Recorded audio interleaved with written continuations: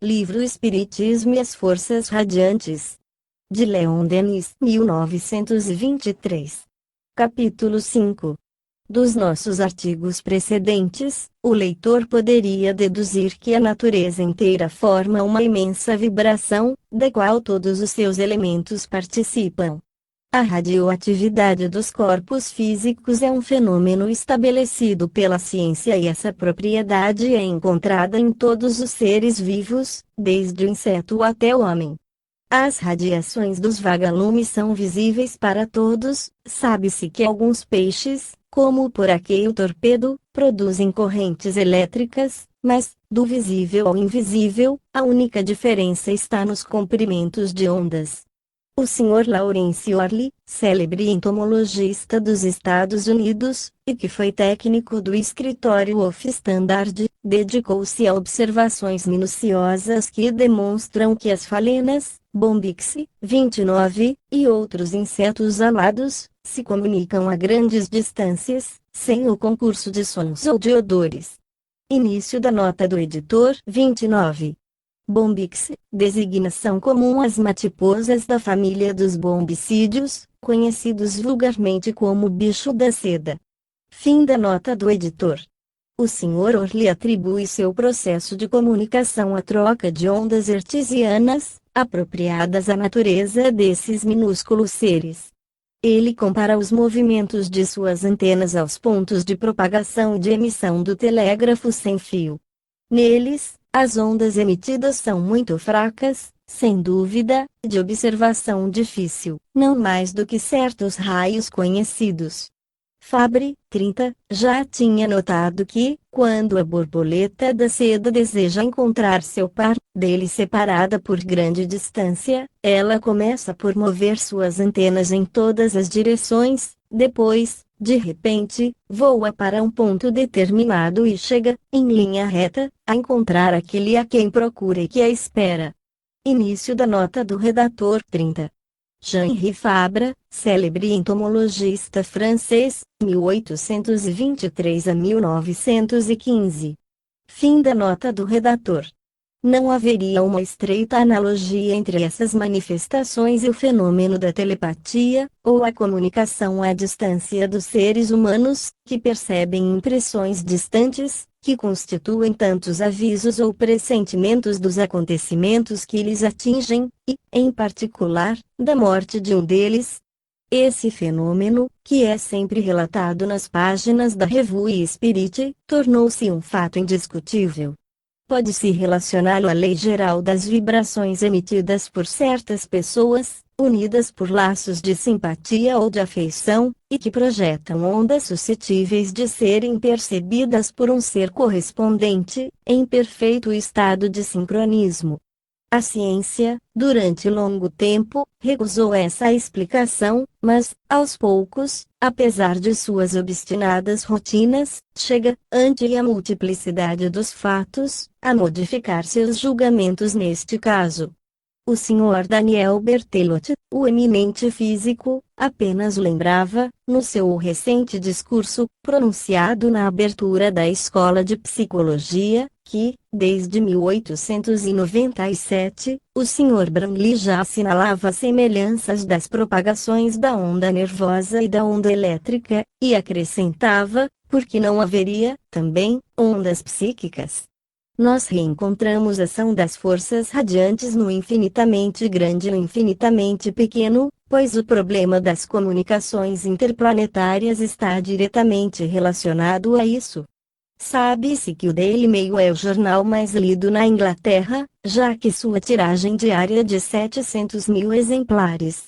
Ora, nesse diário tão difundido, o Sr. Marconi, 31, publicou, há alguns meses, muitos artigos anunciando que sinais misteriosos foram captados, simultaneamente, em todas as estações radiotelegráficas do mundo. Início da nota do redator 31. Guglielmo Marconi, 1874 a 1937, físico italiano, pai do TSF. Fim da nota do redator. Essas mensagens são compostas com caracteres ou sinais, cuja origem e significado não se pode explicar. Apesar de pesquisas minuciosas e prolongadas feitas por sábios especializados e por homens de competência absoluta, não se pôde reconhecer nesses sinais nenhuma origem terrestre. Desde então, a questão das comunicações radiotelegráficas entre os planetas impunha-se por si mesma. Precisamente nessa época, a Terra entrou em conjunção com o planeta vizinho, Marte, isto é, na distância mais aproximada entre esses dois globos no seu trajeto em volta do Sol, ou seja, a uma distância de 17 milhões de léguas, 32. Início da nota do redator 32. Cerca de 68 milhões de quilômetros. Fim da nota do redator. É interessante reproduzir sobre esse assunto as opiniões emitidas por vários físicos célebres a respeito da possibilidade de contatos interplanetários. Thomas Edison, 33, se exprime assim, numa grande revista americana. Início da nota do redator 33. Thomas Alva Edison, 1847 a 1931, físico e inventor americano. Fim da nota do redator. Não há razão para sermos céticos com relação aos esforços que outros planetas poderiam fazer para se comunicar conosco pela radiotelegrafia. Faz pouco tempo, o mundo não estava preparado ante a possibilidade de se poder enviar mensagens através da atmosfera. Marconi provou que isso era um fato, não apenas científico, porém, possível. Sinais poderiam atravessar o espaço, visto que de um planeta a outro, a resistência é infinitamente menor do que na atmosfera terrestre. Tempo virá em que, graças aos esforços dos astrônomos e radiotelegrafistas, será possível se comunicar com outros planetas e deles receber, por nossa vez, mensagens. De seu lado, Nikola Tesla, 34, inventor da alta frequência, pronunciava-se como se segue. Início da nota do redator 34. Físico iugoslavo, 1856 a 1943. Fim da nota do redator. A ideia de Marconi de se comunicar com os outros planetas é o problema de maior amplidão e o mais apaixonante da imaginação humana. Para se obterem resultados satisfatórios, seria preciso organizar um grupo de sábios competentes, com a finalidade de estudar todos os meios possíveis e de se deter naquele que permitisse os melhores resultados práticos. Um tal corpo científico deveria contar, diretamente, com astrônomos, segundo uma hipótese plausível de que em Marte existem seres inteligentes. Esses esforços poderiam ser coroados de êxito. Em março de 1907, o Harvard Illustrated Magazine propôs experiências para se comunicar com outros planetas. Se os marcianos têm inteligência superior, um símbolo qualquer de reconhecimento poderá ser trocado entre eles e nós. Conforme as observações dos professores Lickering e Lowell, os marcianos devem ser mais inteligentes do que nós. Há muitos anos, escreveu o autor do artigo, construí no estado do Colorado, uma máquina poderosa e cara para enviar radiações até Marte, mas problemas surgidos impediram de realizar o meu projeto. A grande dificuldade para se comunicar, atualmente, com Marte é o custo gigante de um aparelho muito poderoso para se ter radiações que atingissem esse astro. Em suma, seria necessário uma soma fantástica de vários milhões, no momento, dos nossos meios de ação.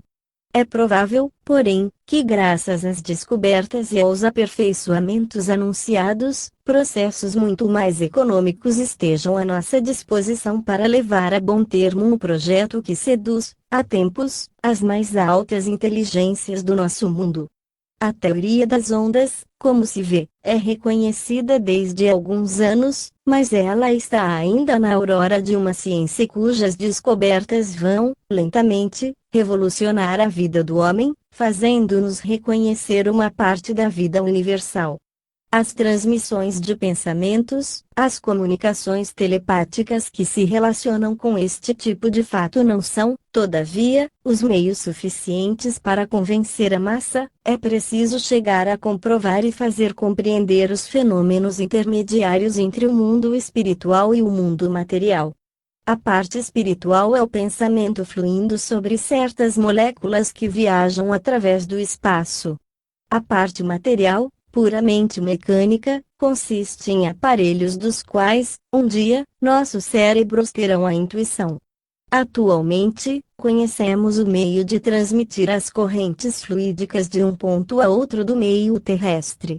A existência da molécula fluídica é provada, mas o princípio que, acima de todas as soluções de continuidade, religa essas correntes às do espaço e reconduz o todo a uma fonte comum, não foi ainda fixado. Nossos espíritos guias nos dizem sobre esse assunto. Num futuro próximo vós libertareis, das ondas conhecidas, uma substância muito mais sutil e que aumentará os vossos processos de transmissão.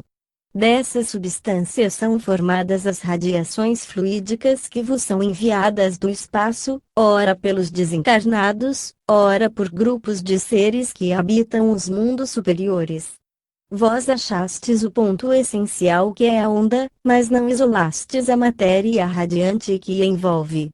Entretanto, estáis próximos de penetrar o mistério das transmissões interplanetárias. Por outro lado, uma progressão racional se dará na sensibilidade dos médiuns, cujas faculdades se adaptarão, cada vez mais, a esses processos superiores de comunicação. Então, surgirão, em vosso mundo, pensamentos, ideias e conhecimentos que contribuirão para melhorar o estado geral da vossa humanidade.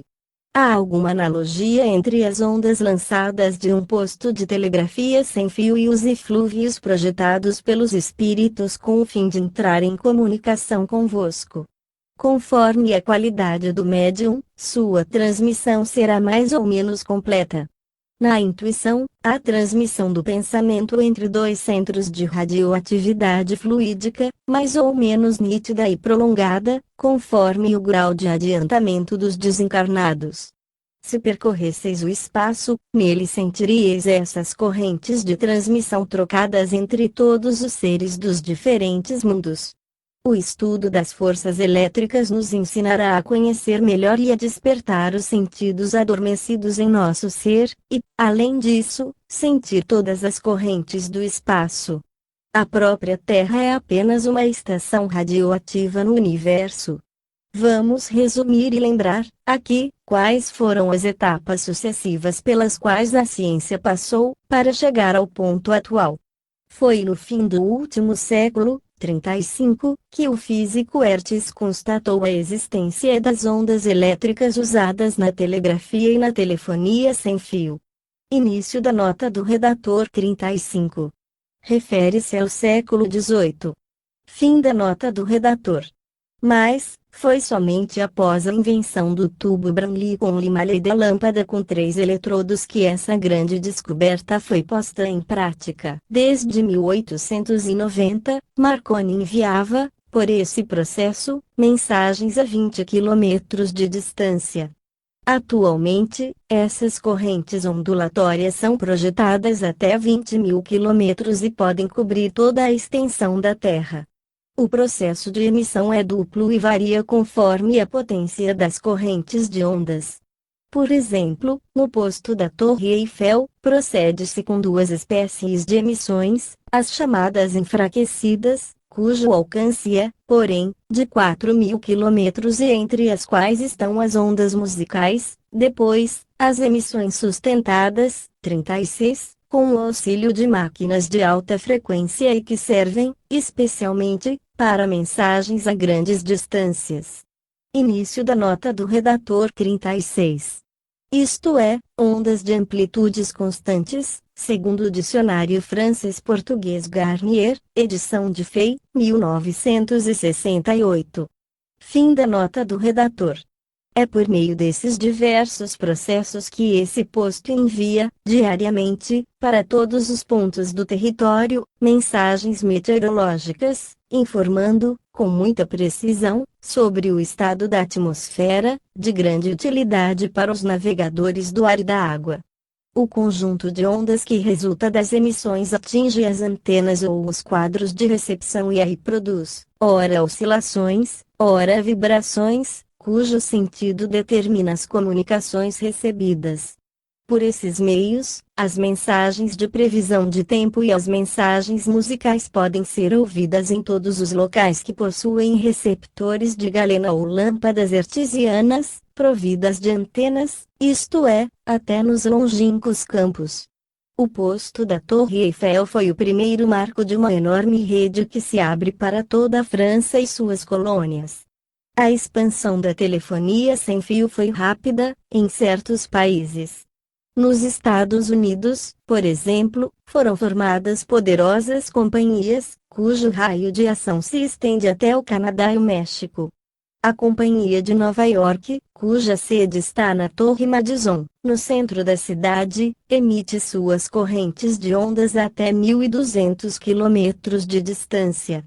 Essas companhias contam atualmente com cerca de 50.000 assinantes e, diariamente, programam concertos, conferências, notícias, etc.